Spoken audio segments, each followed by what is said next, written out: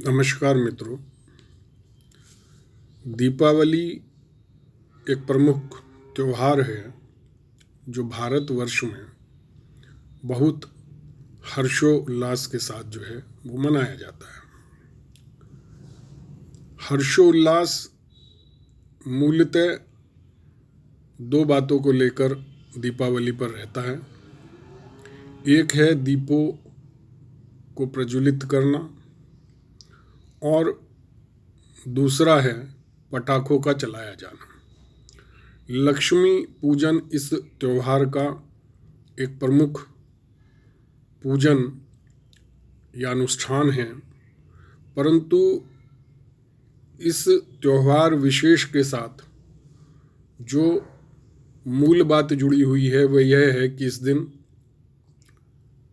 घर को दीपों से सजाया जाएगा, दीप प्रज्वलित किए जाएंगे और उसके बाद पटाखों को छोड़ा जाएगा।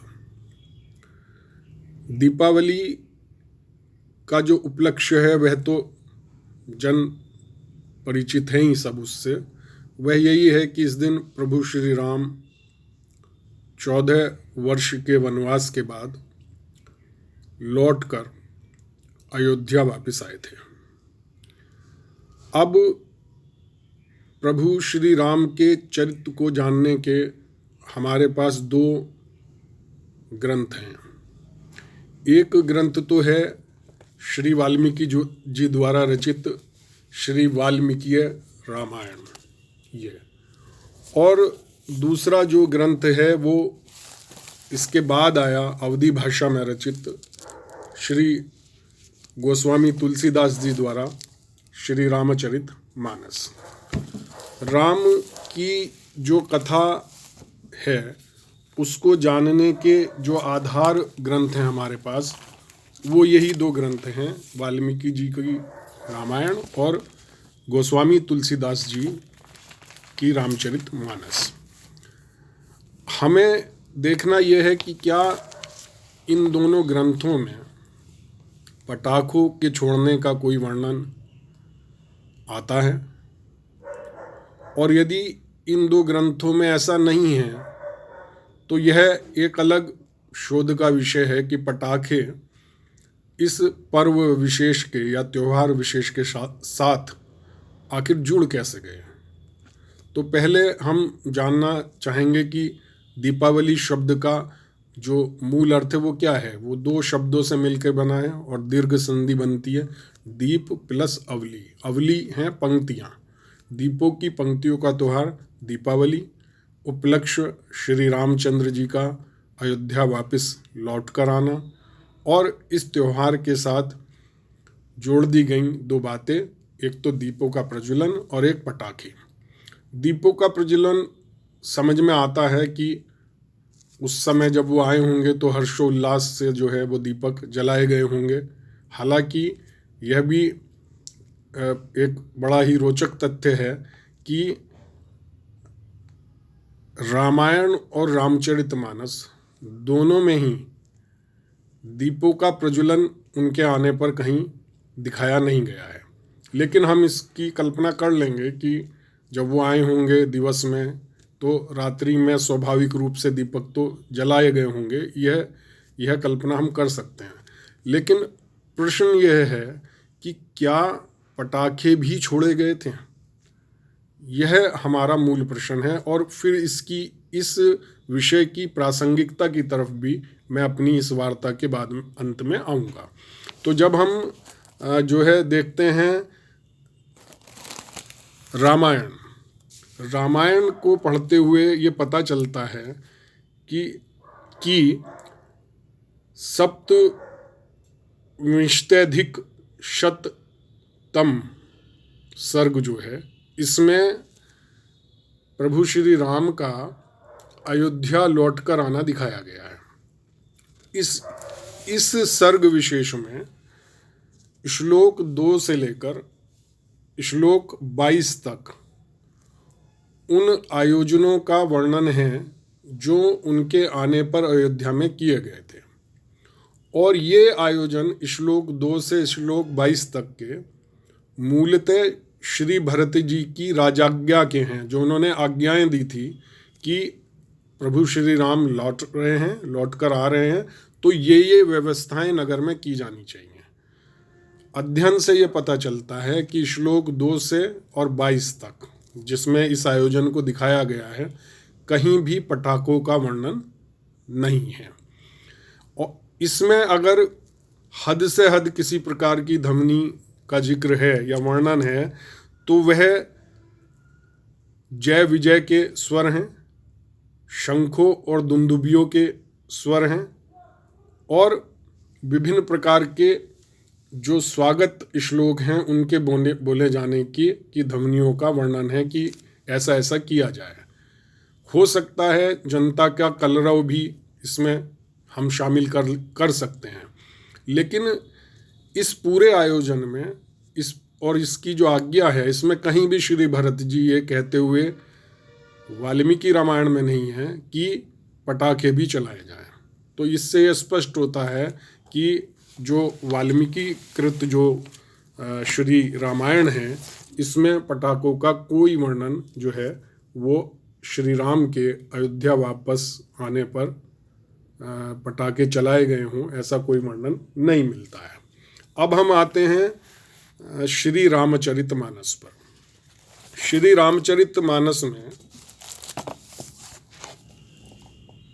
श्री रामचरितमानस में 4 चौपाइयों और 1 दोहे में उस आयोजन का उल्लेख है जो प्रभु श्री राम के अयोध्या वापस आने पर किया गया था। इसमें जो पहली जो चौपाई है वो मैं आपके समक्ष जो है वो पढ़ता हूँ। और आप देखिए कि जब उनके आने, प्रभु श्री राम के अयोध्या आने का समाचार मिलता है, तो नगरवासी क्या करते हैं? दधि दुर्बा रोचन फल मूला, नव तुलसी दल मंगल मूला, भरी भरी हेम थार भामिनी, गावत चली सिंदूर गामिनी। इसका अर्थ है, ये अवधि में है, इसका अर्थ है हिंदी में कि श्री राम जी के स्वागत के लिए दही, दूब, गोरोचन, फल फूल और मंगल के मूल, नवीन तुलसी दल आदि वस्तुएं सोने की थालों में भर भर कर हथनी की सी चाल वाली सौभाग्यवती स्त्रियां उन्हें लेकर गाती हुई चली। ये प्रथम उल्लेख है प्रभु श्री राम के अयोध्या वापस लौट कर आने पर किए गए आयोजन का। इसमें कहीं पटाखों की बात जो है वो नहीं है। फिर कुछ दोहे और चौपाइयाँ छोड़कर 1 दोहा मिलता है जिसमें इस आयोजन से संबद्ध बातों का उल्लेख है और उस समय की क्या परिस्थिति थी, परिवेश था, उसका भी जो है वो उल्लेख है। दोहा है, सुमन वृष्टि नभ संकुल भवन चले सुख कंद, चढ़ी अटारही देखही नगर नारी नर वृंद। यानी उसका अर्थ है कि आनंद कंद श्री राम अपने महल को चले, आकाश फूलों की वृष्टि से छा गया, नगर के स्त्री पुरुषों के समूह अटारियों पर चढ़कर उनके दर्शन कर रहे थे। दर्शन का जिक्र है, किसी और आवाज़ या ध्वनि या पटाखों का दूर तक भी कोई जिक्र नहीं है।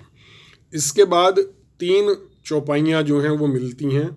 उन तीनों ही चौपाइयों में पटाखों का कोई जिक्र नहीं है और बस मात्र इतना ही जिक्र उनके आने पर किए गए आयोजन का श्री रामचरितमानस में है। कंचन कलश विचित्र समारे, सबहि धरे सजी निज निज द्वारे, बंदन वार पताका केतु, सबहि बनाए मंगल हेतु। एक अन्य है, बीथी सकल सुगंध सिंचाई, गजमनी रची बहु चौक पुराई, नाना भांति सुमंगल साजे, हर्षि नगर निशान बहु बाजे। एक और है, जहाँ तहाँ नारी निछावरी करहीं, देही आशीष हर्ष उर भरहीं, कंचर थार आरती नाना जुबती सजे करहीं शुभ गाना। तो अगर ध्वनि रूप में कोई जो है उल्लेख है श्री रामचरितमानस में, तो वो केवल मंगल गानों का जिक्र है। और जो मंगल साज हैं उनका भी बजाना नहीं दिखाया गया, उनका लिखा गया है नाना भांति सुमंगल साजे, अनेक प्रकार के सुंदर मंगल साज सजाए गए, और हर्षी नगर निशान बहु बाजे, हर्षपूर्वक नगर में बहुत से डंके बजने लगे। मात्र यहाँ तक का जिक्र है, पटाखों का कोई जिक्र इसमें नहीं है। अब बात आती है इस विषय को कि रामायण और रामचरितमानस, श्री रामायण और श्री रामचरितमानस में पटाखों का कोई उल्लेख ना हो पाने का इस वीडियो से क्या संबंध है। मित्रों, हम सभी इस बात से परिचित हैं कि वर्ष 2021 की दीपावली जो 4 नवंबर को आ रही है, के लिए विभिन्न राज्य सरकारों ने पटाखों पर प्रतिबंध जो है वो लगाया है। पूर्व में भी न्यायिक रूप से पटाखों के बजाए जाने के समय निर्धारित किए गए थे, और हम सब यह भी जानते हैं कि उन प्रतिबंधों का या आदेशों का हमने कभी भी पूर्णतः पालन नहीं किया। इस बार पटाखों के प्रदूषण को जो हमारा इम्यूनिटी सिस्टम है उससे भी जोड़कर देखा जा रहा है कि यदि पटाखे बजाए जाते हैं तो उनका जो प्रदूषण होगा, वायु प्रदूषण उनका जो होगा, उससे हमारा जो इम्यूनिटी, जो हमारी जो पावर है वो भी क्षीण होगी, क्योंकि कोरोना के चक्र में हम लोग अभी भी हैं। यह तो हर बार का ही विषय है कि पटाखों के कारण वृद्धजनों, नवजात शिशुओं और अन्य को भी बहुत व्यवधान होता है, और सांस लेने में भी परेशानी होती है। यानी वायु और ध्वनि दोनों प्रकार का जो प्रदूषण है वो हमारे समक्ष उपस्थित हो जाता है। परंतु इस बार ये भयंकर इसलिए है क्योंकि इसके साथ कोरोना संकट भी जो है वो जुड़ गया है।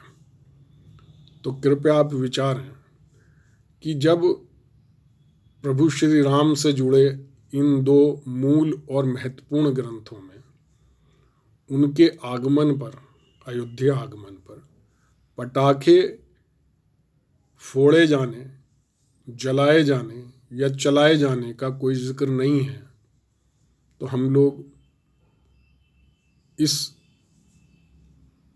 प्रकार से पटाखे फोड़कर आखिर किसके लिए हर्ष मनाते हैं। यदि हमारा हर्ष ना केवल अन्य वरन अंततः हमारे लिए भी हानिकारक सिद्ध होता है, तो निश्चित रूप से हमें पटाखों को फोड़ने, बजाने या चलाने से बचना चाहिए।